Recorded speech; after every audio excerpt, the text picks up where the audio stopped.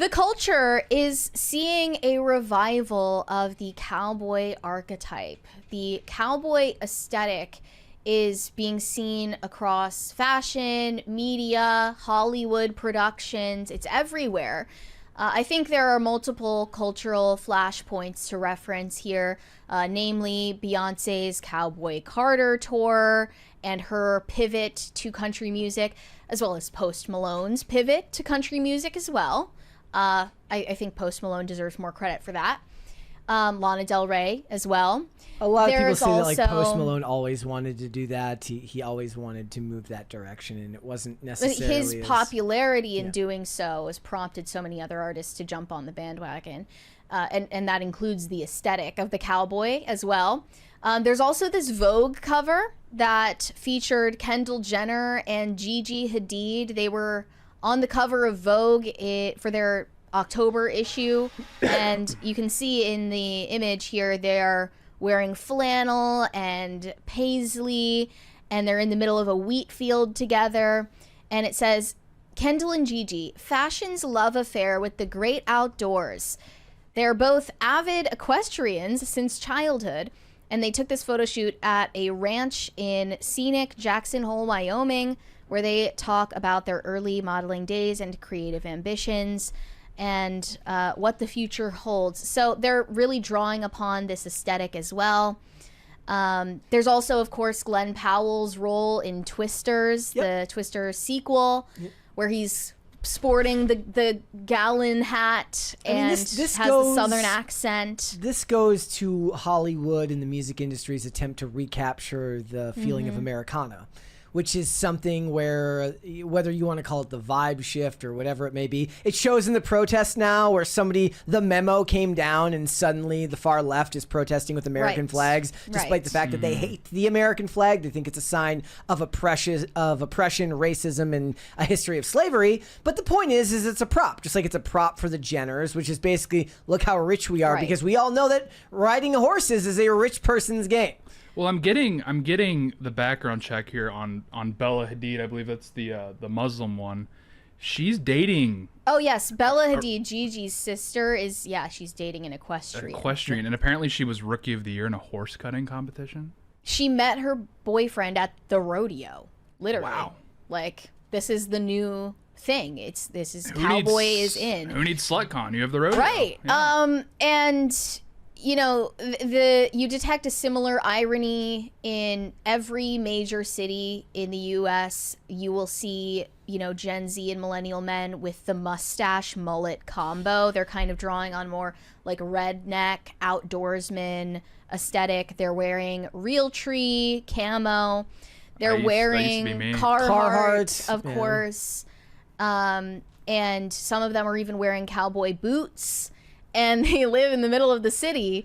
They're a bunch of urbanite yuppies. Well, I say like Zach Bryan is country music for people who buy a cowboy hat and boots just for the show and then never wear it. They're LARPing. They're cosplaying as cowboys. And it's interesting because I've actually seen kind of the opposite aesthetic trend taking place with young people on the political right. To me, from what I can tell, young people on the right are more so drawing on the 80s aesthetic. It's being called the boom boom aesthetic or old money aesthetic. And they are signaling sort of the conspicuous consumption of the 1980s among 1980s yuppies, and back then when the economy was booming and the Reagan era. They're really into like the gilded Trump aesthetic. I think what the right loved so much about Trump as an everyman is that he didn't pretend to be one of them. He didn't, do rallies in a barn with his sleeves pulled up to his elbows. He didn't pretend to be anything other than Trump, the guy with his name on a skyscraper, and he didn't appear to have disdain for the people voting for him. But the left, it appears to me, is the dominant class of people reviving the cowboy aesthetic, even though that doesn't reflect anything about their lifestyles. Yeah. You'd be more likely to see somebody coming onto IRL wearing a cowboy hat that would actually right. like Tim would have the rule early on in the show. This might even have like predated for you guys, like where he's like, it was like the cowboy hat rule, like you can swear off the headphones if you wear a cowboy hat. Otherwise, Well, like now the headphones are kind of optional. Yeah. The guest yesterday had a cowboy hat and he wore the headphones, but he rocked it back. Oh, that's Oh, I awesome. see. I mean, the guest Yeah. when I was on last Tuesday or Wednesday, I think, had a cowboy hat on, or at the very least, maybe not the hat, but he had the whole outfit on. You know. Well, what you're hitting on, it's because I had the mullet stash combo for like a year. It was a rough year, Oof. but yeah, I wasn't. I'm glad that you graduated from Yeah, that yeah, I moved phase. out of New York. That's all that happened. Yeah. But yeah, now you're seeing they're calling it the safe sleazy aesthetic. They are not calling it, but that's what outsiders are Wait, calling. is this like what a performative male would look like if he dressed sleazy? Kind of, yeah. Okay. So they're calling it safe sleazy. That's the stash. That's that. And the other. Basically, Curtis Benson Connor. Boone. Yeah. They're describing Benson Boone, these types of Yes. individuals. But I see what you're talking about, where it's kind of evolving into a little bit of the cowboy aesthetic. And I think what that is there's always been this tendency on, like probably it started with like middle-aged millennials and down to Zoomers, is like this fetishization of flyover country of middle America, and they don't actually want to actually take on the values that created that aesthetic. No. They just want to sort of use it so they can signal that, hey, I actually have fulfillment, because these are people that are clearly fulfilled in some way, and so they're trying to like basically exclaim to the world like, oh no, I'm a deep person, I have an underlying philosophy that undergirds everything, but they really don't. But the taking on that aesthetic sort of signals that in a way, and I think that's what's driving it. There's a 20 there from Pop Culture Junkie. When I lived in Houston, I learned a phrase related to the guys who dressed up like cowboys once a year for the rodeo: all hat and no cattle. Yeah, I remember that being referenced in like an episode of The Mentalist. Yeah. When they're on a farm, they're But like doing a case on a farm. There's a form of this among right-wing Gen Xers where they dress like veterans. Have you noticed this? Where they'll wear they'll wear like a really tight-fitting. It'll be like either like tactical gear. Yeah, like tactical gear, or well, they're like tactical because or if they're into weapons, they get like one-shotted by Black Rifle Coffee. Like like there's this and I They're like Black sporting the Rifle camo, Coffee. I'm too. not gonna whatever, but yeah, the camo. Yeah, but camo was the other direction before. Camo was a hipster thing back in the 2010s. And I think this because this is still a thing. This is still very prevalent among the Gen Xer community, and I think this evolved out of. I'm not saying it's the same people, but it evolved out of the people that drove the Ford Explorer with like the extra mirror, so then you would think it's a cop car. I think it evolved out of those people where they're kind of bitter they didn't serve. They really wanted that like fraternity, that sort of fraternal bond, and they wanted to wear a uniform, and it never happened. And then now that they're later in life, they're like, okay, well, I can signal something by adopting this aesthetic. Well, also, so I think it mean, actually is you're prevalent in also- different spheres. You're talking about people in like creators and stuff like that, and a big part of people that create is they have to have some type of gimmick or some type of visual aesthetic. Sure. Yeah, well, yeah. This is also top down. It's decisions that are being made by creative directors. Yes. That's what it is. Yeah. And marketing professionals. I think it's because it signals what it is like at a time when people were constantly confused or worried that some celebrity was going to say something that was like really annoying, that like an American aesthetic is supposed to signal something safe for them to look at. Like what is like one of the things you pointed out like a very long time ago was like Taylor Sheridan created liberal propaganda that's like a Trojan horse for conservatives. My argument was all like people never hated that type of propaganda to begin with. They just wanted stories that seemed to be willing to tell a Wikipedia version of a story rather than a 180 character tweet, meaning like they'll give you like a surface level argument from both sides rather than some type of buffoonish argument from one side and then whatever the liberal argument is from the other side. But that aesthetic, that form of propaganda, that Trojan horse, is wrapped in an American aesthetic that appeals to people. And I still think to this day, most people would say that a lot of those shows, it still works for them. Like they can detect the stuff in it that bothers them, but there's nothing about Taylor Sheridan that's slowing down. Certainly Yellowstone went off the rails, but whether it's Tulsa King, whether it's Special Ops, he's got a whole bunch of stuff that all kind of caters, not necessarily to that specific cowboy style aesthetic, but it signals to people this is safe for you to watch. Even if the material is still there, it's still slightly deeper than the rest of the propaganda you're being fed, if that makes sense. Well, what Taylor Sheridan is doing is working. He's actually executing it well, and I want to show an example where it's not done so well. I sent you a link to this ad from last year for the Kamala campaign that was produced by Vote Save America. Oh man, I forgot about this. And this is a perfect example of the left adopting these cowboy outdoorsman aesthetics to make their views, their ideology seem less threatening. They should have hired Taylor Sheridan, is what they should have done. Right. I'm a man. I'm a man.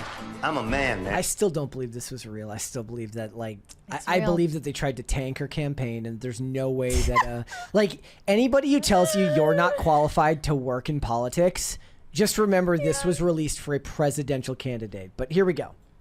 Man. I'm a man.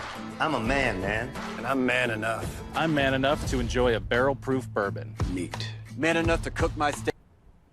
Nobody in the history of truck beds has ever sat on a truck bed That's like crazy work. that. That is fucking crazy work. Rare. Man enough to deadlift 500, then braid the out of my daughter's hair. I'm afraid to It plays like a college humor skit. rebuild a carburetor. I eat carburetors for breakfast. I ain't afraid of bears. That's what bear hugs are for. I'll tell you another thing I sure as shit am not afraid of. Women. I'm not afraid of women. I'm not afraid of women. They want to control their bodies? I say go for it. They want to use IVF to start a family? I'm not afraid of families. Wait, didn't Trump just like expand IVF for like everybody?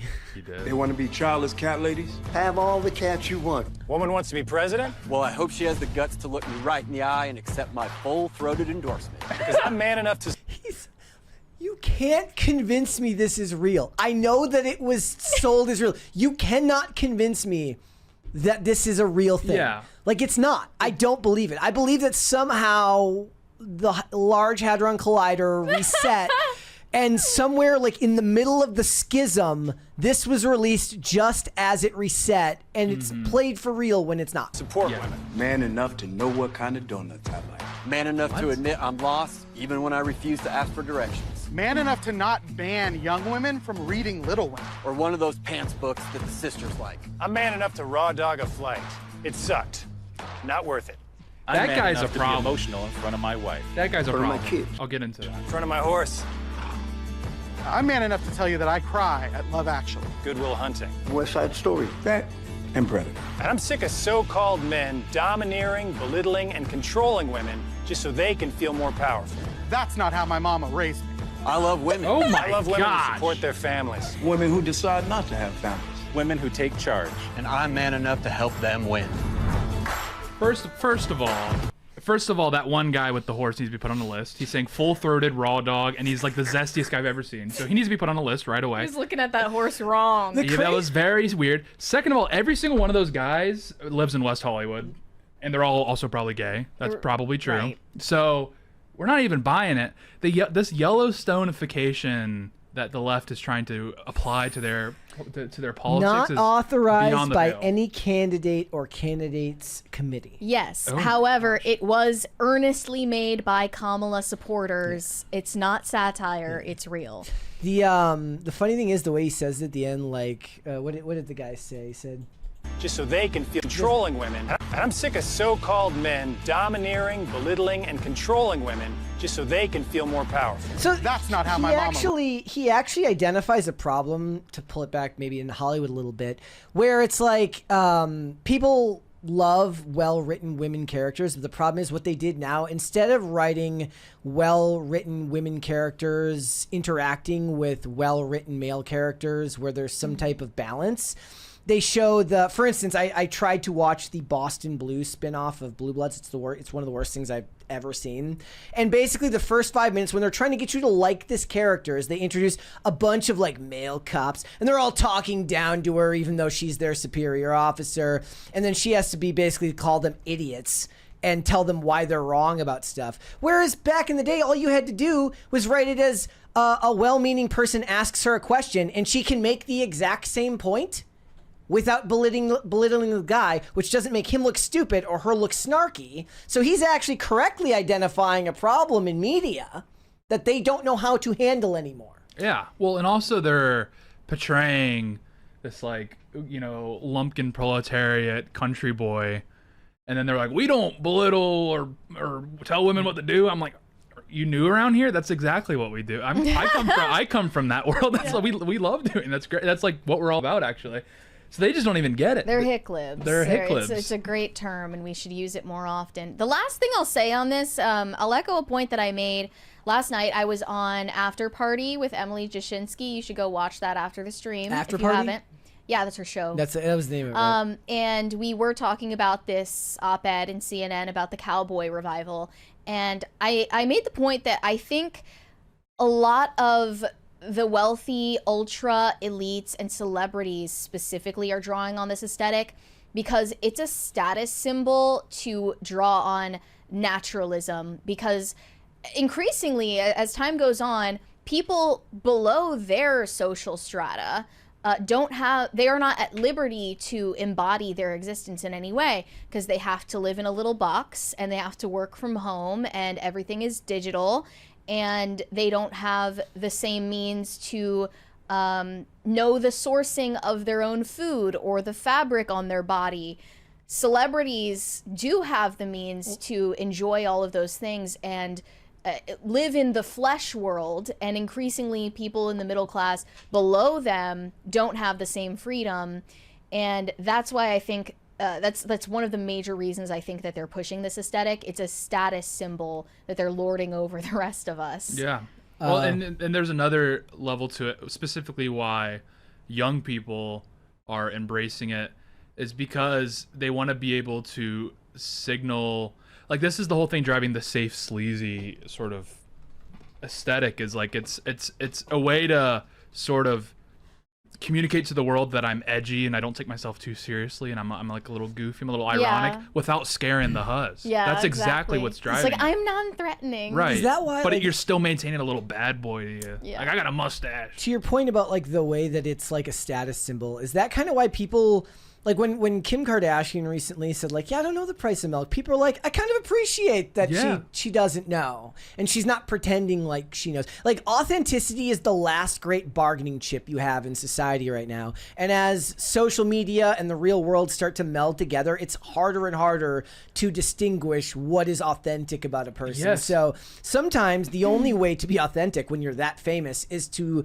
fall on your sword and admit that you're not. It's why we talk about Gwyneth Paltrow with some level of esteem, because we're like, you know what? She's not connected to reality. She doesn't pretend to be connected to reality. It's like I turned around on Dakota Johnson. I'm like, you know what? That's fine.